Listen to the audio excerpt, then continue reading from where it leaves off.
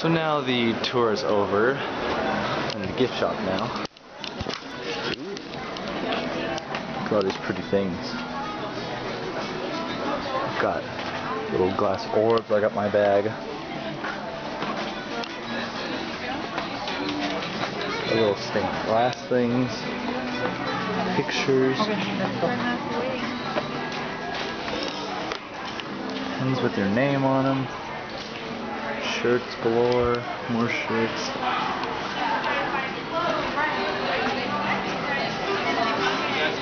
Seal.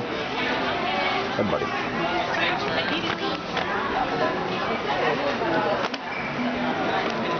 More shirts.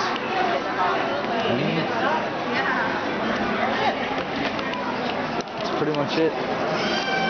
Plan is just to mess around for a few hours, go to Bubblegum's, have dinner, go settle in the hotel, probably go swimming. So it was a fun day at the aquarium, really liked it, and I guess I'll see you guys either tomorrow for more filming when we are kayaking, or tonight if we have some other stuff to do.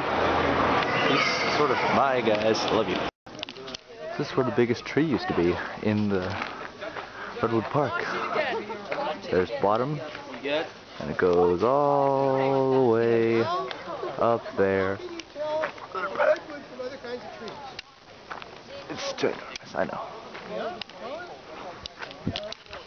Surprising.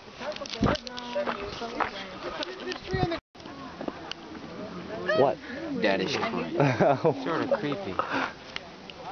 What? This looks fake. I'd like to film entering the Fremont tree. Get in there, Brady. Get in there. Watch your head. Brady. That is where the chimney from the stove went out.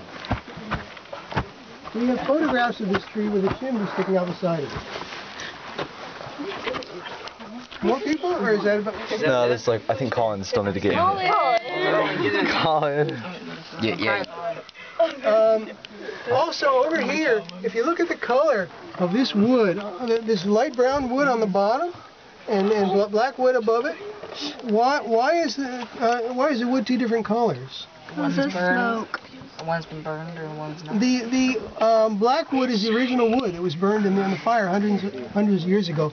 This brown wood, the lighter brown wood, is new wood that the tree has grown, and it's filling in the opening.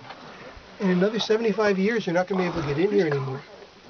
That is correct. So you can appreciate that. That is correct. About 1900, they put electricity in here, and they strung electric lights up on the wall there, on those brackets, and on those nails. What's that white stuff? Mold, most likely. That's lovely. Algae. That is correct. But you know the weather, look at this, the temperature inside this tree is always the same. It doesn't matter if it's hot outside, cold outside, it's always the same. It's stabilized because this tree draws, it's sunk into the ground. Anyway, that's what it's like inside a redwood tree. Wow. That is It's quite tall in there. Brady, you have summed this up very well. It is Craig. And now the love story between an eagle and a skunk. I mean... Squirrel. I'm a squirrel. I love you. I love you too. Let's get married. Let's!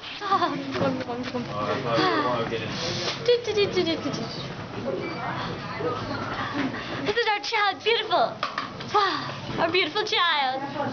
Lovely family. Still better love story than Twilight. It still manages to be a better love story than Twilight.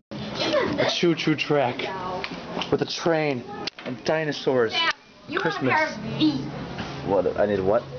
I'm teasing you. I said you want a pair of these. Yes, I need a pair of mosquito boxers. That's the perfect thing I need. I actually kind of want one. There's lumber and a store. I actually kind of And want the train goes around and it goes to the beach of Hawaii and then it comes around. Is that made out of redwood? It is made out of, I don't know. And then it goes in that tunnel and it'll end up somewhere. Why are you touching it? So I wanted to show you. Isn't this a beautiful stick? It's like the right height for me too. Yes, indeed. Why are you getting so many? And the train comes around. This is so exciting. And it says in the top, sorry, train is not working. Getting anything for you? No. And it goes back around to the dinosaurs, goes through the snowy forest to Christmas land. It just says This is the best story in a glass box in the But I knew world. I would need it today.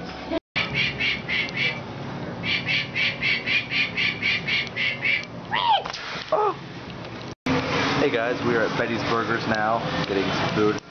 Shannon has deliberately stolen my iPod to access my Facebook. Justin has ordered some fries, only fries to eat. I got chicken tenders. Yes, from the kids menu.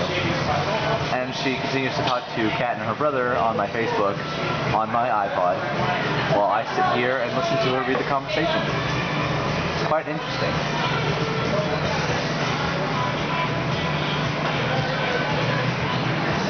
That's right.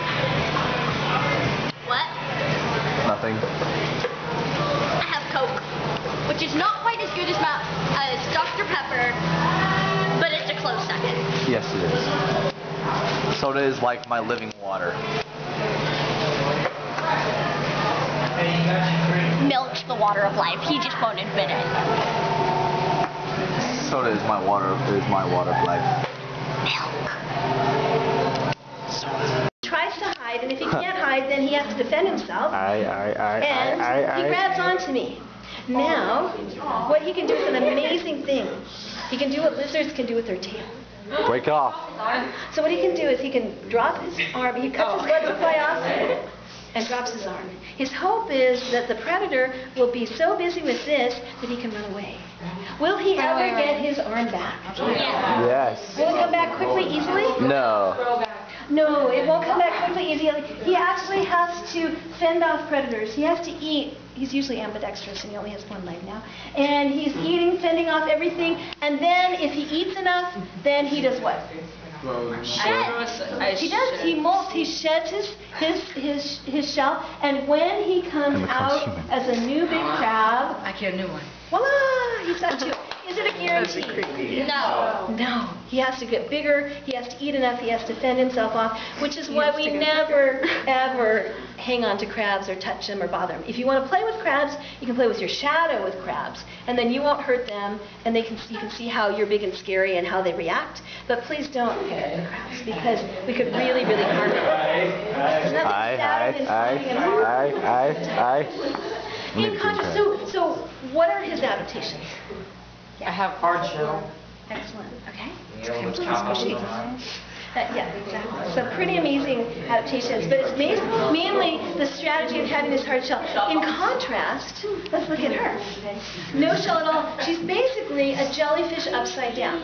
So people kind of know jellyfish, and they know stinging cells and things like that and tentacles, but you don't necessarily know anemones, right? So she sort of looks like a flower. And she's waving in the breeze and in the waves, and there's little tiny things, and she wants to eat them. What does she do? I sting them. She stings them and pulls them into her mouth. Which is friendly on the top of my head. So basically, she's sort of like a big mouth with all these sting cells ringing her, waiting for things to fall in to be able to eat.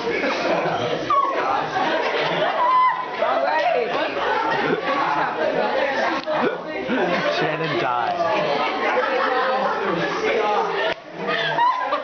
I don't get it. Not like that was really accurate.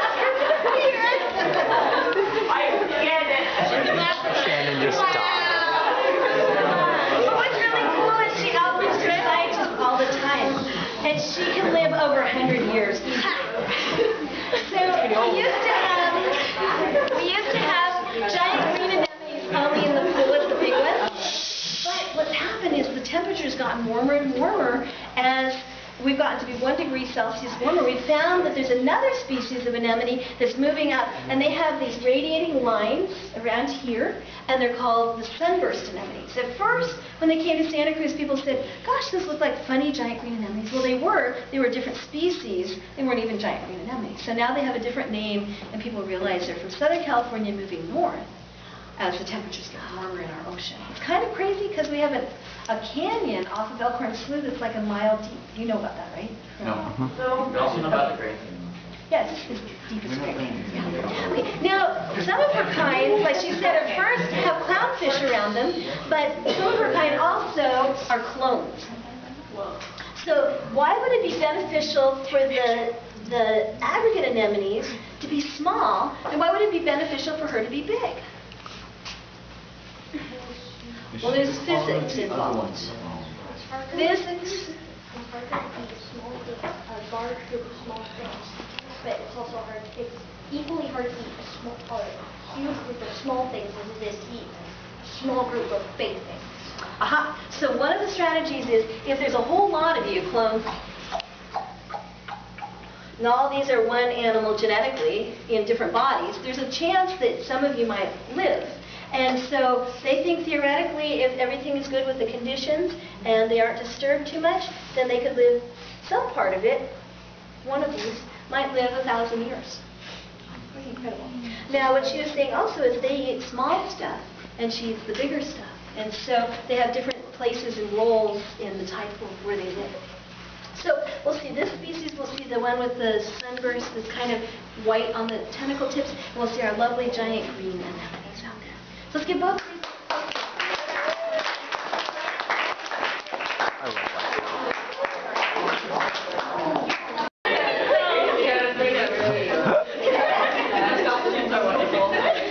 Yes. Mine was the best. I think Patrick is funnier. Yeah, you folks are playful. It's more fun. We can talk science all day long without being playful, but it's fun when It's like he's holding hands. It's like, I got Okay, so this is an animal that has really good glue. It's an animal that is in the rocky shore. I heard clam, which is an animal that lives in the sand, but it's related to this one. Oyster. Big squishy foot, so what kind of animal is it? It's in the grouping of the... Mollusk. Mollusk, good job. It's a mollusk. Now, It's not a clam. It's not an oyster. It's a, oh, I know. It's glued on here. You can actually see the byssal threads right here. All these little circly dots.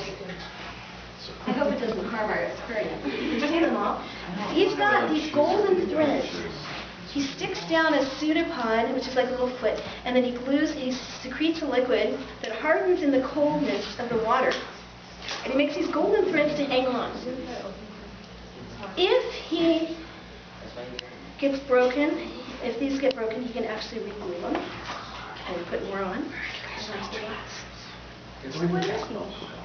He is a, no. He's a mollusk. Oh, he's a mussel. Muscle. Who has ever eaten a mussel in their life? Yeah? I don't know. So, life as a mussel is you use your gills for eating and for breathing, and when you open up your shell, then you're pulling in the water and surviving, hanging on, and hoping your predator is not. Oh, it's going to be a fight. Oh, no. Fight. That's exactly how they do it, too. They hug them and then they use their arms to pry them and then just stick their mouth and they eat it. Here, we'll take another mussel. So our friend here, the mussel, was really lucky because he glued himself on the rock a little bit higher. This poor mussel was not quite so lucky. So here it is down below, and just like he started to do, yes. Now who's going to win? The mussel or the sea star? The sea Star. Because what? It's bigger. So everybody take your arm like this and wants to play along. Imagine this is a shell, imagine this is a shell, imagine this is your mussel. Do that for 5 hours. No. Okay, how about the sea star? It's hydraulic system. Water has to be over its back. It has a big pore. The water goes in. It makes these suction cups work. And if it's under the water, that's why he's lucky, because he's too far out. Then, does it ever get tired with water pressure? No. No. So slowly, he opens the shell. Or maybe the shell opens up. This is what good thesis would be. Is it the mussel getting tired and going, let me open up, can't breathe? Or is it the sea star going, and opening up? We don't know. But it takes its stomach. Now this is its stomach, don't laugh at it, because it's its stomach. This is the stomach. In the middle of its body. He takes it out, big sack.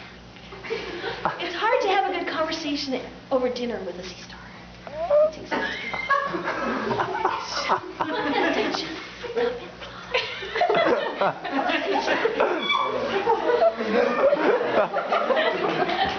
Sea stars don't actually have a nut.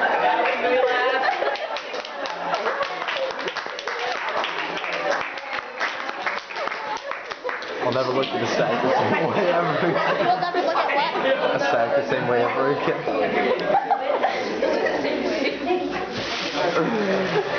I was just worried about the dough lap. Look at the waves come crashing in.